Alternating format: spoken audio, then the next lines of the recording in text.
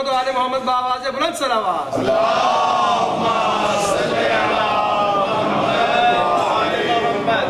لبیک یا حسین، لبیک یا حسین، لبیک یا حسین، لبیک یا حسین، لبیک یا حسین، لبیک یا حسین، لبیک یا حسین۔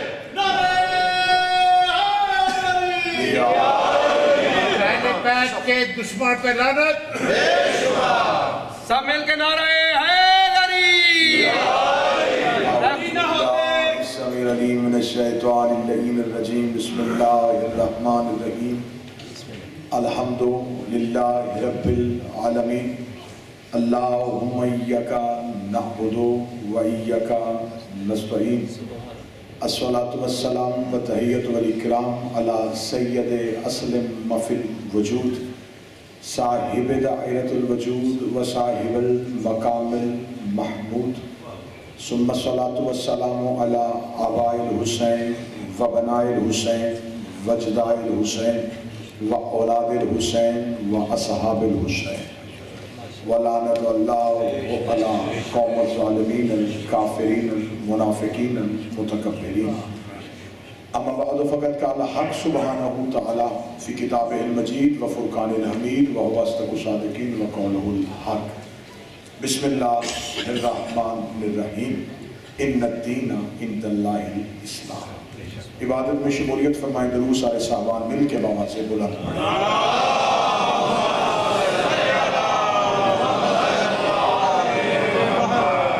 نبی و اہل بیت نبی، حبداران رسول و اہل بیت رسول، میرے انتہائی قابل احترام عزاداران امام مظلوم کربلا، دعا ہے کہ آل محمد کا عظیم خالق ہماری اس عظیم ترین عبادت کو اپنی بارگاہ میں شرف قبولیت عطا فرمائے۔ رب کونین، شہزادی کونین کے صدقے میں جتنی بھی دعائیں اس مقدس مطہر متبرک ذکر میں مانگی جائیں، میرا مالک وہ تمام دعائیں اپنی بارگاہ جلیلۃ القدر میں قبول و منظور فرمائے۔ بانی مجلس ہمارے بھائی ناصر خان صاحب کی توفیقات میں اضافہ فرمائے۔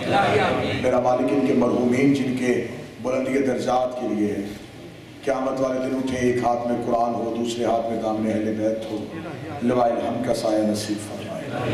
ہمیں مرنے سے پہلے توبہ کی توفیق عطا فرمائے، قبر میں مولا کی زیارت نصیب فرمائے، حشر میں مولا کی شفاعت نصیب فرمائے، مالک کا انتظار نصیب فرمائے، مولا کا دیدار نصیب فرمائے، دیدار کے بعد مولا کی نصرت کرنے کی توفیق عطا فرمائے۔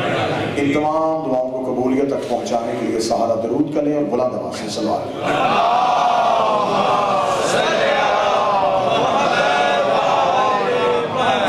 اجازت اسی کا شکر۔ میں نے آج کی مجلس میں حکمن جو حکم بھی ہے اور اس کی تعمیل کے لیے ایک ایسے موضوع کا انتخاب کیا ہے جو موضوع وقت کی اہم ترین ضرورت ہے۔ 11 آئمہ محنت ایک طرف اور جناب سیدہ کا دربار میں جانا ایک طرف۔ جو بزرگ بیٹھے ہیں وہ تائید فرمائیں گے کہ آج تک جب بھی بی بی کے حق کو پڑھا گیا تو مسائل کی صورت میں پڑھا گیا۔ پہلی بار اس نوکر کو یہ فخر حاصل ہے کہ میں نے منبر پہ بی بی کا مقدمہ فضائل کی صورت میں پڑھا۔ بہت بڑی جنگ لڑ کے آئی ہے رسول کی بیٹی۔ اہل علم تشریف فرما ہے، چادر کی دھار سے دشمن کا گلا کاٹ کے آئی ہے نبی کی۔ خطبے کی ذوالفقار تھی بی بی کے ہاتھ میں، اور بہت بڑی جنگ لڑ کے آئی۔ جیسا کہ مجھ سے پہلے میرے انتہائی واجب الاحترام قابل سعادت احترام نے آپ کے سامنے انتہائی خوبصورت اشعار پڑھے۔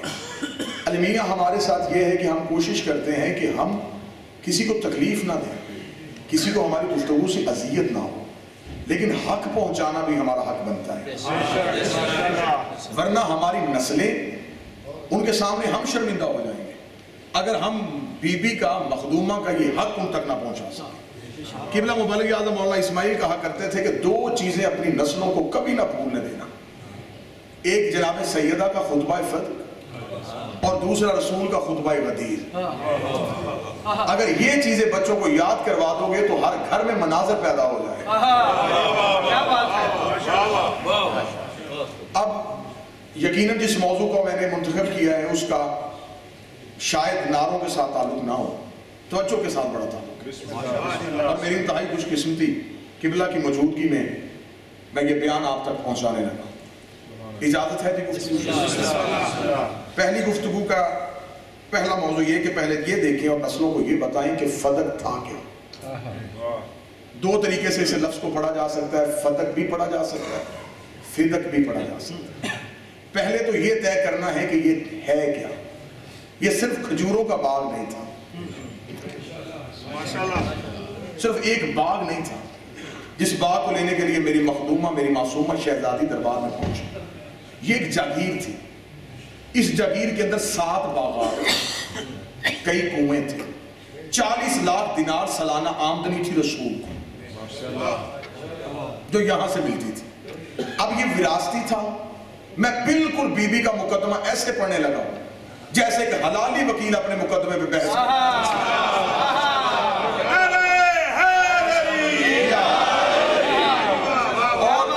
داد آپ سے نہیں۔ میرا یقین، میرا عقیدہ مجھے اس بات کی کھلم کھلا اجازت دے رہا ہے کہ میرا بارواں میری گفتگو کو میرا مالک سن بھی رہا ہے، لہذا میں بی بی کا مقدمہ اپنے مولا کے سامنے سرخرو ہونے کے لیے پڑھنے لگا ہوں کہ مولا ہم نے نگر نگر جا کے تیری دادی کا حق پڑھا ہے، کیونکہ آج زمانہ یہ سمجھتا ہے کہ بطول صرف ایک مستور کا نام ہے، ایک خاتون کا نام سیدہ نہیں۔ توحید کے راز کو بطول کہتے ہیں، اللہ کے راز کو سمجھا کہتے ہیں۔ قبلہ تشریف فرما ہے، مجھے مولا کی عزت کی قسم ہے، حوالہ میں ممبر پہ دکھانے کے لیے تیار ہوں۔ ایک بندہ میرے مولا کے پاس آیا، امام صادق کے پاس آیا، اس نے کہا مولا یہ لیلۃ القدر کیا ہے؟ امام نے فرمایا قرآن کے 2 معنی ہوتے ہیں، ایک قرآن کا وہ معنی ہے جو ظاہر ہوتا ہے، ایک وہ معنی ہے جو چھپا ہوا ہوتا ہے۔ اس نے کہا مولا یہ لیلۃ القدر کیا ہے؟ فرمایا ایک رات ہے۔ فرمایا فضیلت کیا ہے؟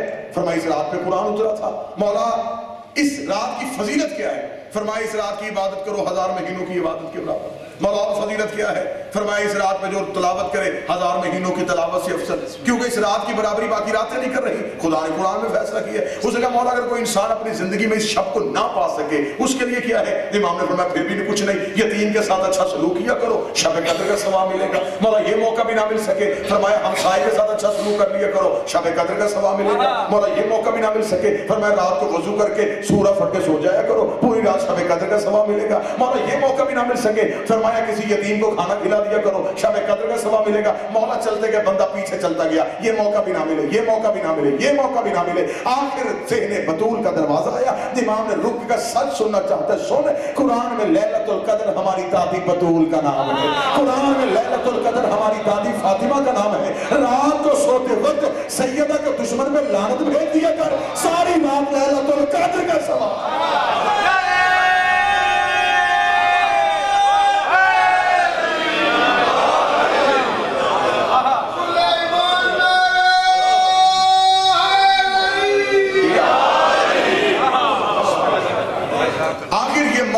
جو دربار میں گئی ہیں تو کیا کرنے کے لیے گئی تھی؟ اتنا بڑا فیصلہ اور اتنا بڑا مقدمہ لڑ کے آئی ہے رسول کی۔ فتح کا بیک گراؤنڈ یہ تھا کیا؟ یہ خیبر کے یہودیوں کی ملکیت تھا۔ تھوڑا ہوں ہاں کرتے رہیے گا تاکہ مجھے یہ احساس ہو کہ میری بات آپ تک پہنچ رہی ہے۔ نعرے دار کی میں نے چھٹی دے دی ہے، ہوں ہاں کریے۔ یہ خیبر کے یہودیوں کی ملکیت تھا۔ یہ رسول کے پاس پھر کیسے پہنچا؟ خیبر ایک بار نہیں، خیبر 2 بار فتح، دونوں بار ہی مولا علی کے ہاتھ سے۔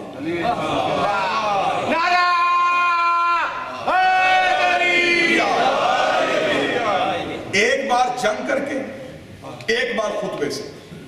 پہلی بار آپ نے سنا ہوا ہے 39 دن 40ویں دن مولا آئے، قلعہ قموس پہ علم نصب کیا، مرحب کو مارا، خیبر فتح ہو۔ دوسری بار خیبر کے یہودیوں نے اپنی شکست کا بدلہ لینے کے لیے اس رستے سے جو ان کی پوری یہ جگیر تھی، یہودیوں کے علاقے تھے، پوری پٹی یہودیوں کی ملکیت تھی، جب بھی یہاں سے کوئی تجارت کا قافلہ گزرتا یہ قافلہ روکتے، ان سے پوچھے کہ تمہارے قافلے کے اندر مسلمان کتنے ہیں؟ جتنے مسلمان ہوتے انہیں علیحدہ کیا جاتا، انہیں اذیت دی جاتی، ان کا مال لوٹ لیا جاتا۔ قافلے روک کے پہچان کے لوٹنا کافروں کی پرانی عادت ہے۔ کافروں کو روکا جاتا، مسلمانوں کو علیحدہ کر کے ان کو اذیت دی جاتی۔ مسلسل مسلمانوں کی شکایات مدینہ میں مسجد نبوی میں رسالت مآب کو موصول ہوتی ہے. رسالت مآب نے دوسری بار خیبر میں پھر مولا علی کو بھیجا. اکیلے مولا علی دوبارہ خیبر میں گئے. مولا نے وہاں جا کے یہودیوں کے عمائے دین، عمرہ، علماء، ان سب کو اکٹھا کیا. اکٹھا کر کے مولا علی نے خطبہ دیا. مولا نے فرمایا دیکھو کہ اگر تم خیبر کی شکست کا بدلہ لے رہے ہو تو مرحب کو قتل کیا ہے میں نے، خیبر کو فتح کیا ہے میں نے. اگر شکست کا بدلہ لینا چاہتے ہو تو میں علی آج تمہارے درمیان اس لیے آیا ہوں کہ میں موجود ہوں. اگر جنگ چاہتے ہو یہ بات یاد رکھنا کہ ہاتھ بھی وہی ہے، تلوار بھی وہی ہے. اگر جنگ چاہتے ہو تو مجھ سے بدلہ لو. آؤ میں جنگ کے لیے آمادہ ہوں. موضوع پسند ہے قبلہ یہ نہیں. یہودی عمائدین نے مولا علی سے وقت مانگا، مہلت مانگی. مہلت مانگ کے انہوں نے مل کے بیٹھ کے یہ آپس میں فیصلہ کیا کہ اس سے جنگ نہیں کرنی. اس علی کے ساتھ کوئی ایسا معاہدہ کرے، کوئی ایسا ایگریمنٹ کرے کہ اسے واپس بھیجا جائے. وہ اکٹھے ہو کے پھر مولا کے پاس آئے. انہوں نے کہا دیکھیں ہم جنگ نہیں چاہتے، جو ہو چکا وہ چھوڑیں.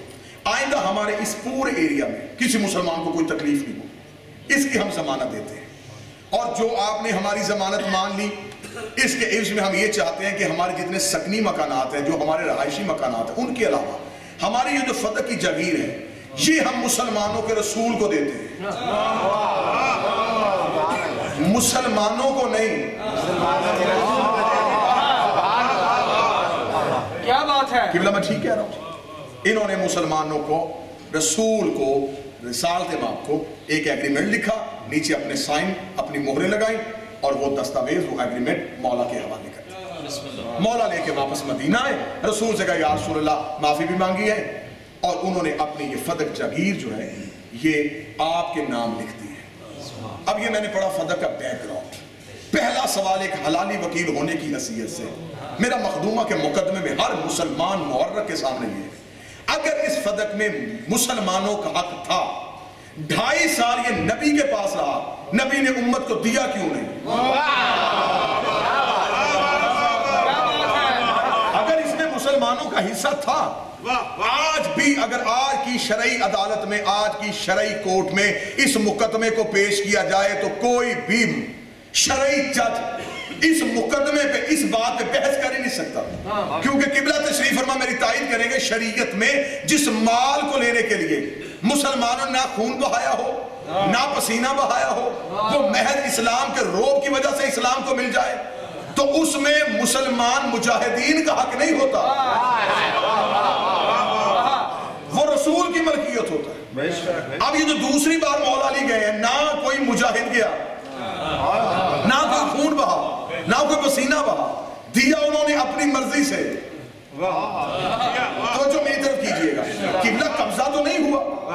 اصل میں آپ کی مجبوری یہ ہے کہ آپ نے تاریخ میں بار بار دھاندلی اس لیے کی ہے کہ آپ نے ڈاکوؤں کو ہیرو بنایا ہوا، آپ نے جگیروں پہ قبضہ کرنے والوں کو فاتح اسلام بنا دیا، آپ نے کھوپڑیوں کے مینار بنانے والوں کو اسلام کا ہیرو بنا دیا، آپ نے سیف اللہ کا خطاب اسے دیا ہے جو سب سے بڑا ڈاکو تھا.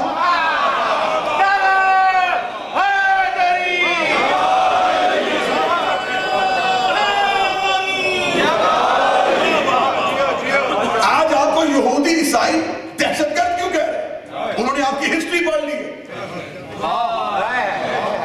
انہوں نے دیکھ لیا ہے کہ آپ نے تاریخ میں لکھ دیا عروج اسلام، زوال اسلام، ڈوب کے مر جو، وہ اسلام ہی کیا جسے زوال ہو. تمہارے فاتح نے کسی جگیر پہ قبضہ کر لیا، تم نے عروج اسلام لکھ دیا. وہ جنگ ہار گیا، تم نے زوال اسلام لکھ دیا. لڑائی اسلام کی نہیں تھی. جہاد میں اور لڑائی میں فرق ہے، جنگ میں اور جہاد میں فرق ہے. میں مثال دے دیتا ہوں، ایک چھری ڈاکو کے ہاتھ میں ہوتی ہے، وہی ڈاکٹر کے ہاتھ میں ہوتی ہے.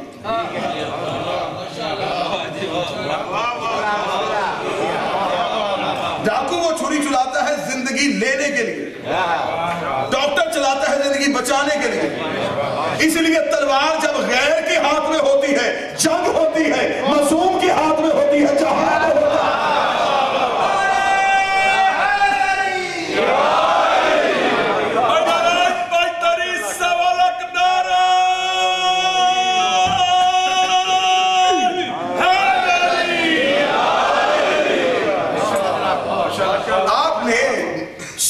جو سادات کا تعاقب کرنے کے لیے آیا تھا،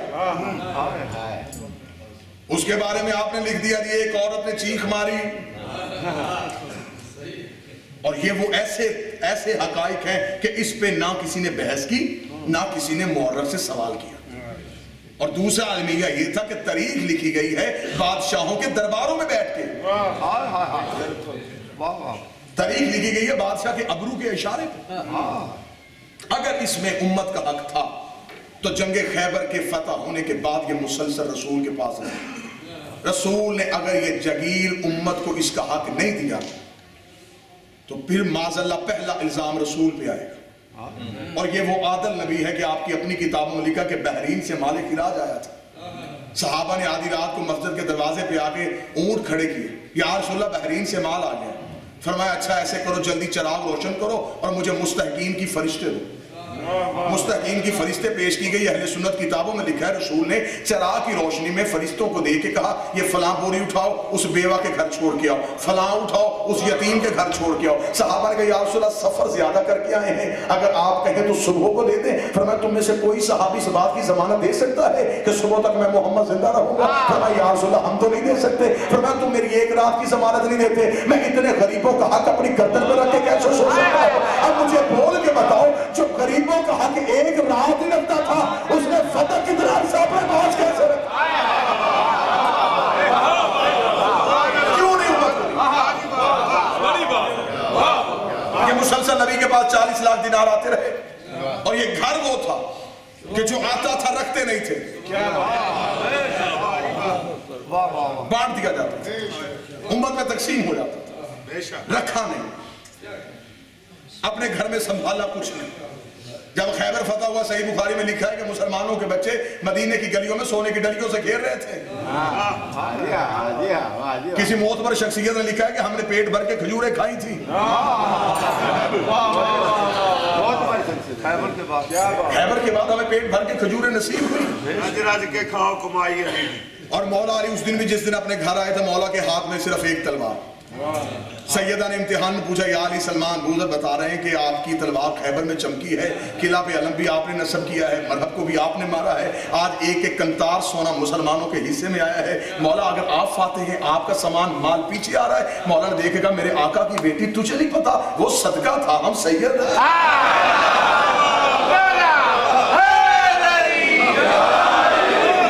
وہ جنگ کا لوٹا ہوا مال تھا جن کے پاس گیا وہ لے گئے۔ اس گھر میں رکھنے کی عادت نہیں تھی، بانٹنے کا سلسلہ تھا۔ قبلہ توجہ ہے میری طرف؟ عالمانہ اور گفتگو تو آپ نے پورا اکثر قبلہ کی سنی ہے، مجھ سے یہ 2 دن طالب علمانہ اور فقیرانہ سی آپ سے بات وہ شیئر کرنی اور یہ حق آپ تک پہنچانا، یہ آپ کی امانت ہے، آپ تک پہنچے۔ رسول نے اپنے پاس کیوں رکھا؟ پھر حکم آیا، خدا نے قرآن کی آیت بھیجی، میرا حبیب اپنی قریبی عورت کو اس کا حق دے۔ اہل سنت کتابوں میں لکھا آت الفاطمہ، رسول نے سیدہ کو بلایا اور حق یہ فدق جگیر بی بی کے نام لکھ دی، حبا کر دی۔ اگر بیٹیاں 4 تھیں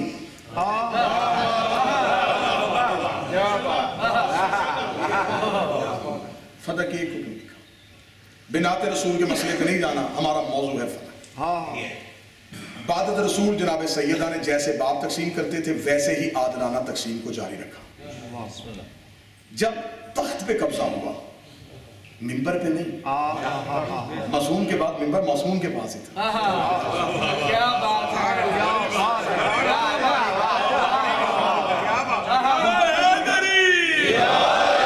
شریعت کا وارث کوئی نہیں بن سکتا۔ میرے مالک نے صاف کہہ دیا تھا شریعت کو تم نہ چھیڑنا، حکومت کرو، میں تمہاری حکومت کو کیا سمجھوں؟ سبحان اللہ۔ حالانکہ جملے یا تو طریق سے نکالیں، مولا فرمایا تمہاری حکومت میرے نزدیک بکری کے ناک سے بہتے ہوئے پانی سے بھی کم تھا۔ معصوم کے پاس منبر تھا، اور یہ جو آج کہتے ہیں کہ مولا امام حسین نے قیام کیوں کیا یزید کے خلاف، اگر مولا علی کے دور میں بھی شریعت پہ حملہ ہوتا، علی بھی وہی کرتے جو حسین نے کیا، کیونکہ معصوم قیام اس وقت کرتا ہے جب شریعت پہ حملہ ہوتا۔ حکومت سنبھالو۔ جب تخت پہ قبضہ ہوا تخت پہ بیٹھ گئے۔ اب دیکھیں جی اہل علم آپ تشریف فرما، اور میرے لیے انتہائی مشکل ہے آپ کے معیار سماعت کو چھونا، میں کوشش کر رہا ہوں کہ بات طریقے احسن وہاں تک پہنچوں۔ کتنا مشکل تھا. حاکم کا حکومت چھیننا آسان تھا, حکومت چلانا مشکل تھا. بھئی جلدی جلدی حکومت چھین تو لی, گھر سے طے تو کر کے آئے نہیں تھی کہ ہم نے خلیفہ بننا ہے, وہ تو کسی نے ہاتھ پکڑ کے بلند کر دیا.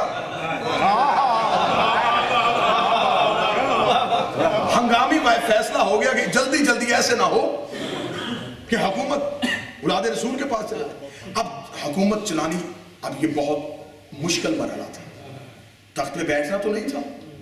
آخر لشکر اسلام, ان کی تنخواہیں, بیت المال میں وظائف کا موجود ہونا, غیر ملکی سفیروں کا آنا, ان کی رہائش کے بندوبست کرنا, دوسرے ملکوں میں اسلام کے لیے اپنے وفد بھیجنا, یہ سارا کام اس دور کے حاکم کی ذمہ داری تھی. اب بیٹھ گئے لیکن امور حکومت رک گیا. روزانہ شکایات موصول ہونا شروع ہو گئی کہ آپ بیٹھ تو گئے, نظام حکومت کیوں نہیں چل رہا؟ اب گھر سے تو خرچ کر نہیں سکتے تھے. اب ذہن میں اچھی رسول یہ سارا سسٹم کیسے چلا رہے تھے. میں کوشش کر رہا ہوں کہ میں آپ تک بات پہنچاؤں. رسول یہ سارا سلسلہ کیسے چلا رہے تھے؟ رسول کے پاس آمدنی کہاں سے آتی تھی؟ پھر کسی نے اندر سے خبر دی.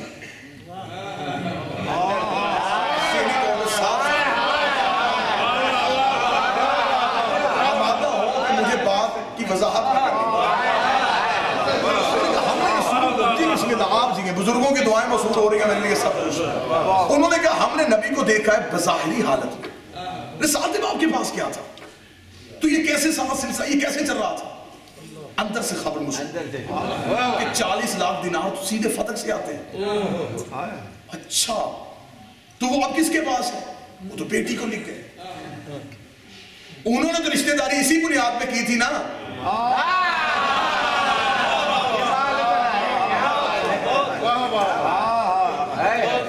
یہ بیٹی کے پاس چلا گیا. بیٹی کے پاس فوری طور پہ حاکم نے, ابھی میں مقدمہ نہیں پڑھ رہا, اب میں فتح کی بیک گراؤنڈ پڑھ رہا. ابھی تو میں نے آپ کو بی بی کا مقدمہ سنانا ہے. کتنی بڑی جنگ کر کے آئی ہے رسول.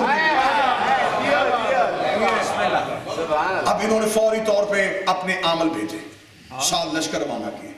بی بی کے عامل جو وہاں پر بیٹھے تھے انہیں اٹھا دیا گیا. حاکم نے جگیر فتح پہ اپنے سپاہی بٹھا دیے, اپنے عامل معمول کر دیے. بی بی کے عامل واپس مدینہ پہنچ گئے. جناب سیدہ کو خبر وصول ہوئی کہ فتح پہ حکومت نے قبضہ کر لیا ہے. میری مخدومہ جناب فضہ روایت کرتی ہے, اس دن بی بی مکنا اوڑھ رہی تھی, چادر اوڑھ رہی تھی, اور اپنی زبان سے کہہ رہی تھی ہوشیار ہو جا, اب تیرے مقابلے پہ بطول آ رہے ہیں. مقدمہ سننا تھا. اب قبلہ میں نے بڑی باریک بینی کے ساتھ مختلف کتابوں کے حوالہ جات لے کے میں نے اس مقدمے کو تیار کیا. سبحان اللہ. اور میں اپنے لیے اعزاز سمجھتا ہوں, آپ لوگوں کو گواہ بناتا ہوں. میں نے یہ مقدمہ پاکستان کی سپریم کورٹ میں بھی دائر کیا ہے. جب آصف علی زرداری کے دور حکومت میں ذوالفقار علی بھٹو کا کیس ری اوپن ہوا تھا, تو اس وقت یہ رستہ کھل گیا تھا کہ پرانے مقدمے بھی کھل سکتے ہیں. میں نے مکمل پاکستانی عدالتی نظام کے ساتھ تیاری کر کے ایک رٹ دائر کی سپریم کورٹ میں, فاطمہ بنت محمد بنام حاکم, اور وہ آج بھی اسے ریفیوز کیا گیا. اس کا ریفیوز لیٹر مجھے موصول ہو گیا, لیکن وہ آج بھی پاکستان کی سپریم کورٹ کی رجسٹری برانچ میں موجود ہے. مجھے انتظار ہے بی بی کے وارث کا,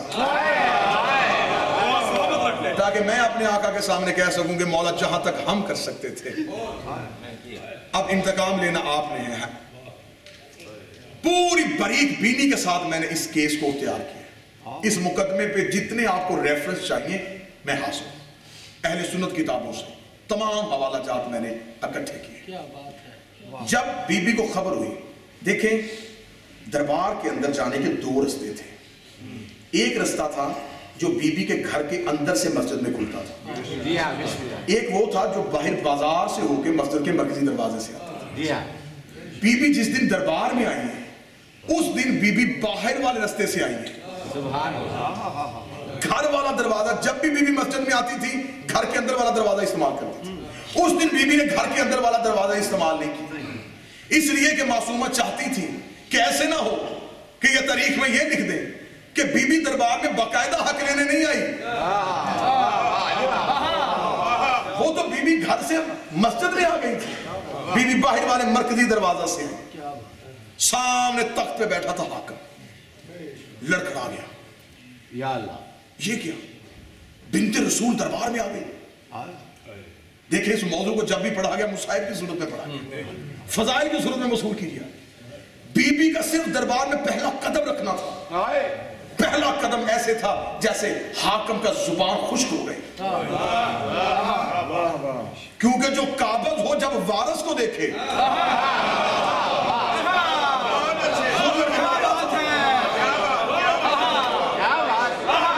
قابض ڈر گیا. وارث آ گئی.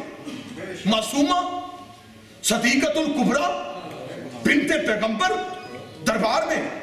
جلدی سے اٹھا, روکو بی بی کو وہیں پہ, پوچھو کیوں آئی ہے. سپاہی آگے بڑھے.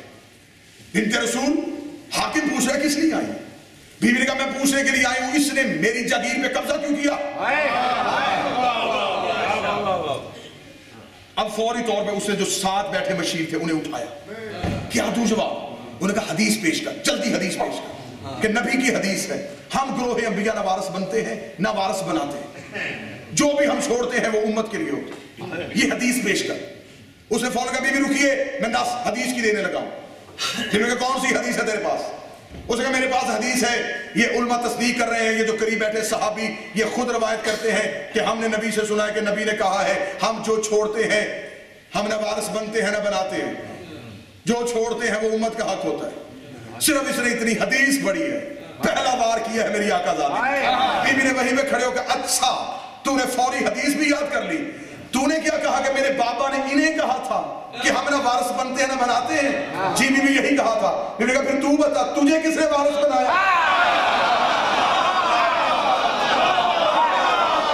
تو وارث کیسے بنایا؟ اس کا مطلب تو پہلا جملہ کہہ کے خود ہی پھنس گیا کہ تیری حکومت نبی کی بنائی ہوئی نہیں ہے. تو حدیث پیش کر کے اپنی خلافت کی رد کر گیا. تیری پیش کی ہوئی حدیث سے تیری حکومت کی نفی ہو گئی. تو جو ہے صاحبان یہ نہیں کہ ہم نہ وارث بنتے ہیں نہ بناتے ہیں. تو جب نبی وارث ہی نہیں بناتے تو وارث کیسے بنا؟ اگر نبی تجھے وارث بنا کے گئے تھے پھر تم 3 دن سقیفہ میں فیصلہ کیوں نہیں کر سکے؟ پریشان ڈگمگائی حکومت. قریب بیٹھے ہوئے قاریان قرآن کے حلق خشک ہو گئے. وارثہ قرآن کو اب کیا پیش کریں؟ اس نے کہا بی بی حدیث معتبر ہے. بی بی نے کہا اچھا اگر حدیث معتبر ہے تو پھر میں وارثہ قرآن ہوں. میں تم سے یہ سوال کرتی ہوں کہ یہ حدیث میرے بابا کو مجھے کہنی چاہیے تھی کیونکہ بیٹی میں تھی. میرے بابا یہ حدیث مجھے کہتے کہ بیٹا ہم وارث نہیں بناتے, لہٰذا میرے بعد میری کسی چیز پہ آپ وارث نہیں. میں بیٹی تھی مجھے حدیث کہی نہیں, تمہیں حدیث کیوں کہہ دی؟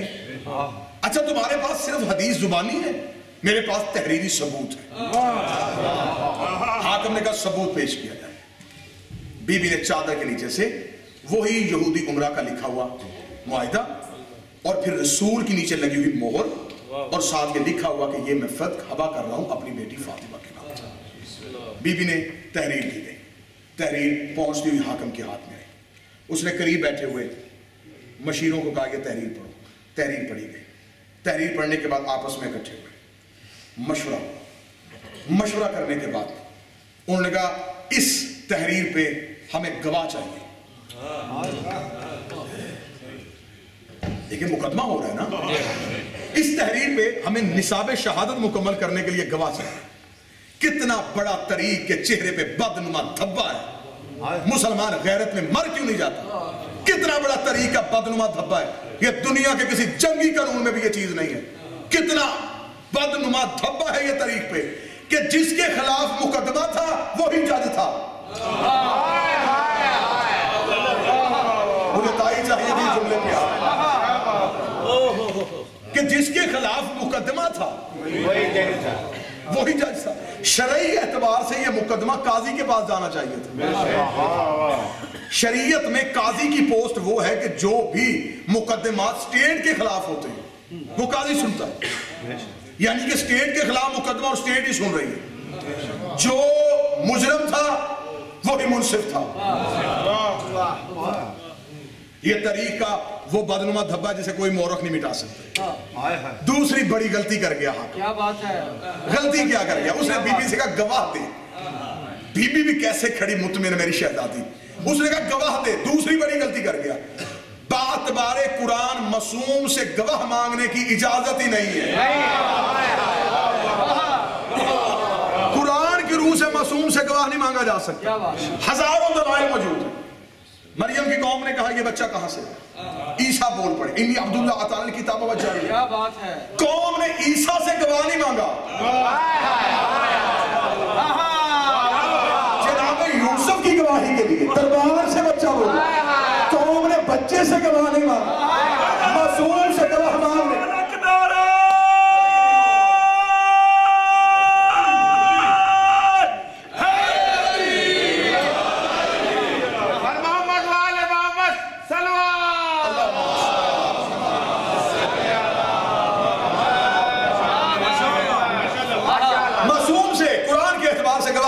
اگر آپ حدیث کا حوالہ دیتے ہیں میں حوالہ دے رہا ہوں. کتاب کا نام حیات الحیوان آقا دمیری کی لکھی جامع الازہر مصر سے چھپی ہوئی. بڑے سے بڑا مولوی کتاب کا انکار نہیں کر سکتا. اس کتاب میں یہ لکھا ہوا ہے کہ ایک مدینے میں ایک عربی آ گیا. نام تھا اس کا اسود. گھوڑے بیچنا اس کا کاروبار تھا. گھوڑا عرب میں ہر شخص کی کمزوری تھی. سواری کے لیے گھوڑا استعمال ہوتا تھا. رسالت ماں بازار سے گزرے. اسود گھوڑا لے کے گئے. رسالت ماں نے کہا اسود کیا بیچنے کے لیے آئے؟ اس نے کہا مسلمانوں کا رسول گھوڑا فروخت کرنے کے لیے. بیچنا چاہتا ہے؟ جی بیچنا چاہتا ہے. کتنے کا بیچے گا؟ رسول کے ساتھ قیمت طے کی.